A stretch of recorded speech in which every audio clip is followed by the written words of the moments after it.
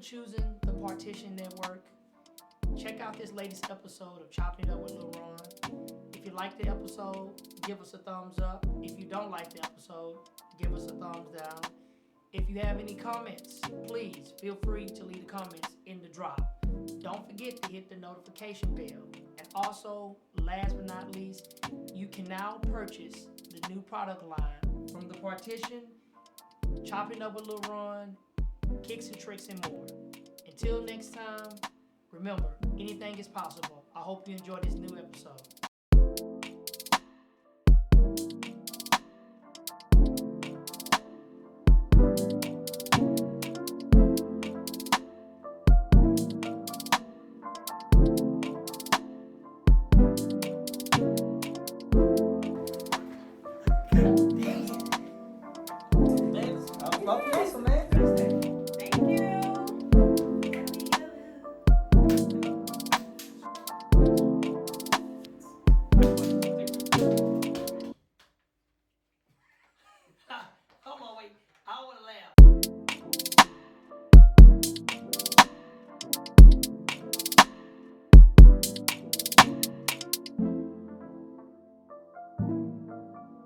Welcome back to Chopping It Up with Lil Ron. This is your boy, Lil Ron. Today in the studio, celebrating our new season, we have a different direction that we're going with some of the people that come on the show.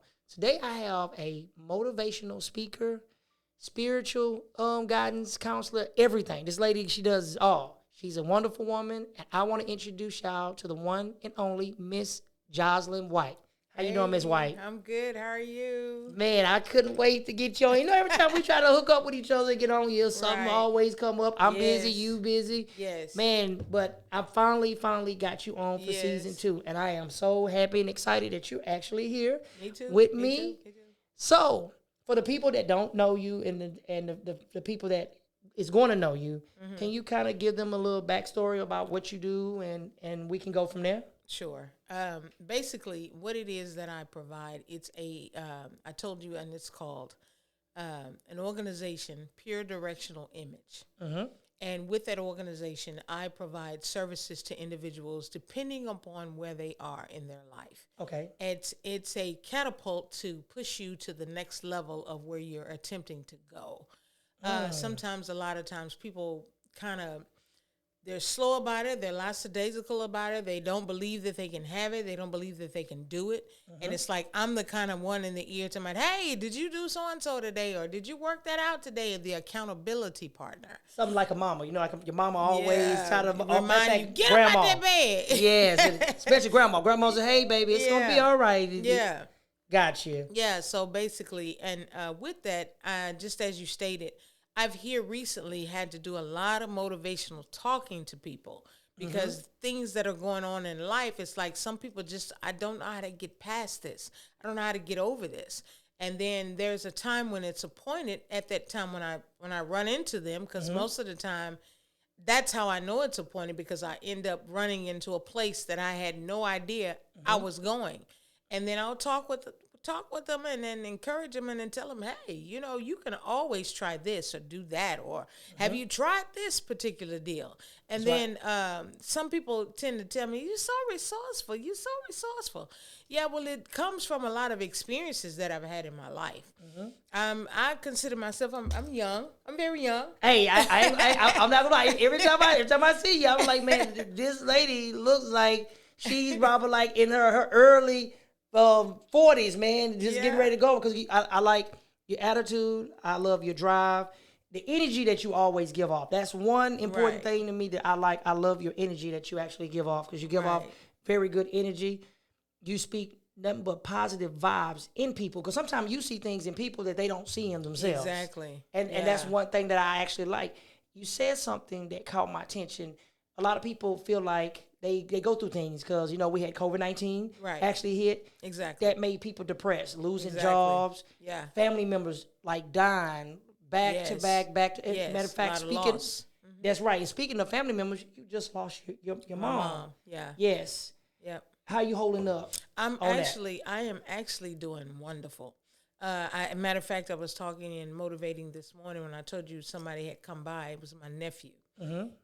he came by, and then we were just discussing on how everything transitioned out. My mom raised him, and so I expected him to be just dogged out, just like he not gonna make it, he ain't gonna go through, he ain't.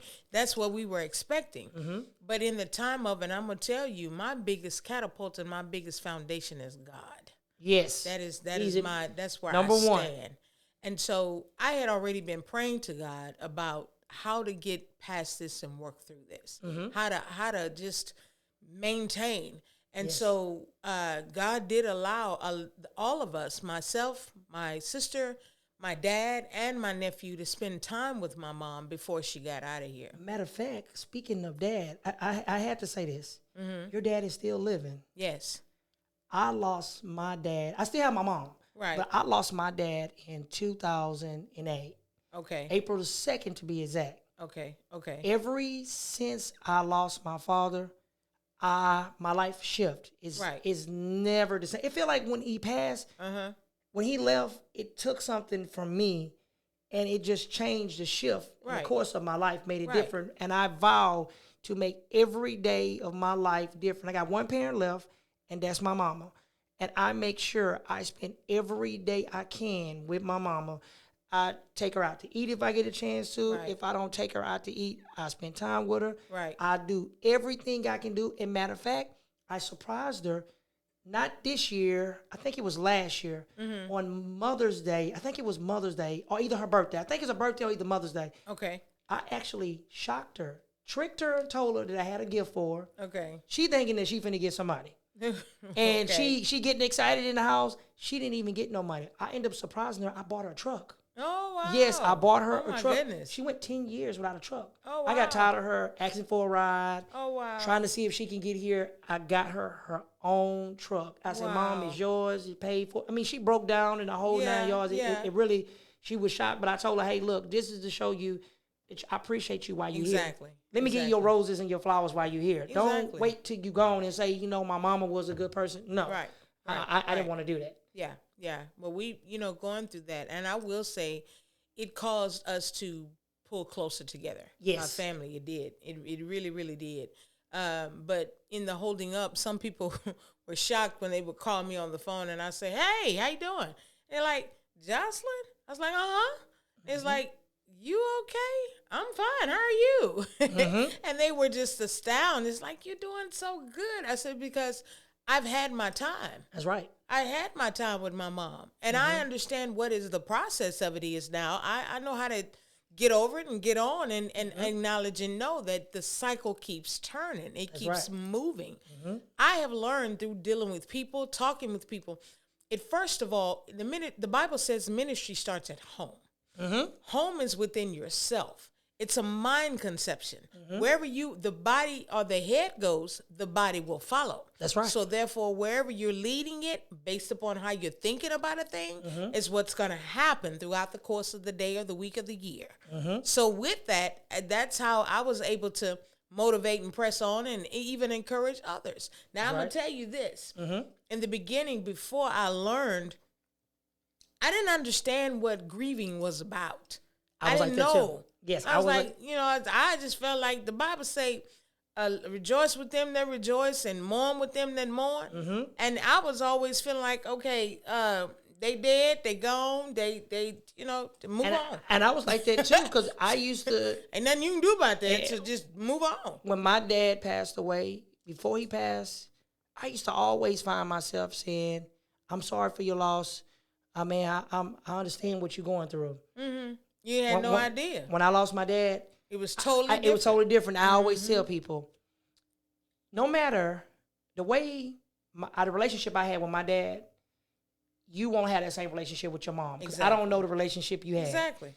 And the way this person over here had their relationship with their mom and dad is going to be totally different. Exactly. And people think that me and my dad's relationship was always good. Because me and my brother always was mama boys. Right. But when we got into our teens, it actually shifted. Okay. And we were like daddy's boys. We was his boys. We made sure everything, me and my daddy, we would always talk about everything. But when people saw me, they never saw me cry. They never saw me grieve. Right. They always see me with a smile on my face. Right. And they were like, man, you holding up very well. But when I got in the moments when I was by myself, nobody see me when I'm grieving and when I was in pain and when I was hurting. Right. Because I had to hold up my composure, because if my brother see me break down, my mama see me break down, then they gonna break down. But if I just hold it together in front of them like everything is cool, then I know they gonna be all right. Right. I tell them it's gonna be okay. Yeah. But I do know that you do a lot of motivational speaking to a lot of people. Right. I remember it was a young man that was going through something that spoke very highly of you because you basically made his day. Right. How often do you deal with people, motivating them? Is it daily calls that you get or text messages that people call you all the time? Well, again, with the fact of the organization that God has blessed me with, we do take appointments. I speak with them, based on those times of when they call. But there are times when sometimes when I'm meditating and I'm praying, God will lead me to a particular place. Gotcha. And then when I go there, I have no idea. It's like I'm just going along the thing. I say, I got to go to the store today. Let me go over here today. And I'll go to the store and I'll be minding my own business. But then when somebody approaches me, and then I realize, okay, this is the reason why I came here today. Because then they start talking to me and telling me this and telling me that and da-da-da. And then you can feel it. I'll know what to say or how to say, if to say. Because sometimes some people just want to be heard. That's right. That's an encouragement to them. I just want to be heard. And then after they've said whatever they want to say, and if I'm not supposed to say anything, I tell them, say, you're going to be all right.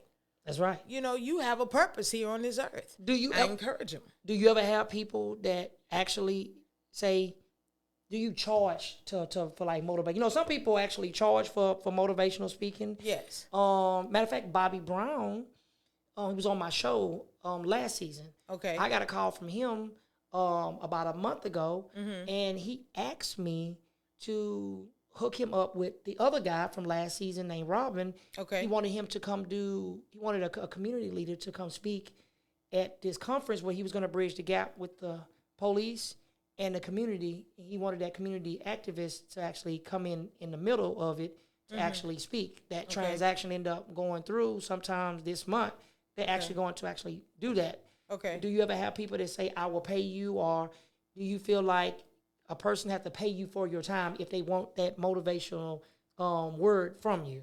It's a passion. Okay. That's what I have. I like that. It's a passion. And then at times, some people send a compensation or a stipend to that nature for it. Some are not charged. Gotcha. Because everybody can't nobody pay you your value. That's right. You nobody even knows your worth. And you know something? I'm glad you said that. I done had so many people to try to meet me, big names. I won't call their name out, but big names have came for me to buy my vision, to buy this show, to buy kickz&trickz. And certain people on my team feel like I should fold. I'm not going to fold because this is my vision. This came out of my eyes. I'm going to build this vision from the ground up. I want to be true and authentic to where it's supposed to be. Right. If you don't like it, jump off of the ship and go on the other side. Exactly. But I'm going to ride this ship, this wave, with the people that I have in my circle, whether you like it or not. Right. Sometimes you have a camp. You got Indians and you have chiefs. Right. You can't have two chiefs because they always gonna fall out. That's right. But Indians, true Indians, they're gonna follow, and they're going to respect you, and they're gonna admire what you do because they want to be in position so they can take over and be a Tim Cook and take out the Steve Jobs with Apple. So people don't understand. You're not gonna always be here forever. Right. You're supposed to mold your people and get them prepared. Exactly. So when the time comes, they can turn back around and they can lead the camp into where they have to go. Right, yeah. So I don't, like I say, sometimes there is a charge, but sometimes it's not. It just depends on the situation. That's why consultation is important. Okay, well, I remember earlier, matter of fact, last year, I remember you was in the process of doing your own podcast show. Right. I can wait till you come for I can actually do this. Okay. So this is what we're going to do. We're going to make that podcast that you want. That's going to become a reality. Okay. We're going to make that show, and I'm going to actually get with my team, Okay. especially Kato, and we're going to cut that podcast for you, and we're going to help you start getting all that stuff promoted and getting it taken off like you wanted to, because I know that's what you really wanted in the beginning. Right. And I know we had some obstacles in the beginning, but hey, all that stuff has been cleared out. Yeah, this is a whole nother thing, so we're going to make that work for you. Okay. Now, for the people that actually come on the show, we always have a segment that we do. Okay. It's called Leon's Top 5. And to give you a brief summary, last year, Leon, it was a cousin of mine that admired everything that I did. He actually passed away in an 18-wheeler wreck. Wow. So we have Leon Top 5. So I want to know your top 5 artists, dead or alive. It can be rap. It can be R&B. It can be gospel. It can be country. It can be western. It can be salsa merengue. I don't care what it is. Oh, my your top 5. goodness. And you old school, so I know you're going to know something. Ron,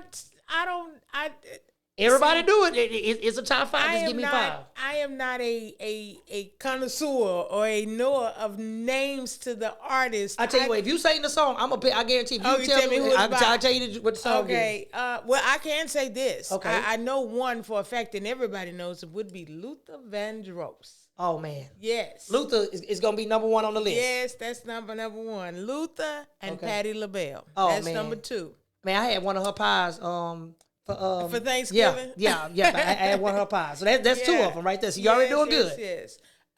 Anita Baker. Hey, man, speaking of Anita Baker, last year, she just got the rights to all her masters. Oh, wow. She owned all her masters now. That's good. Yes. Yeah, see, I don't know the history of the people, but just that sound. There you go. That's 3. Yeah. Let's see. Who else?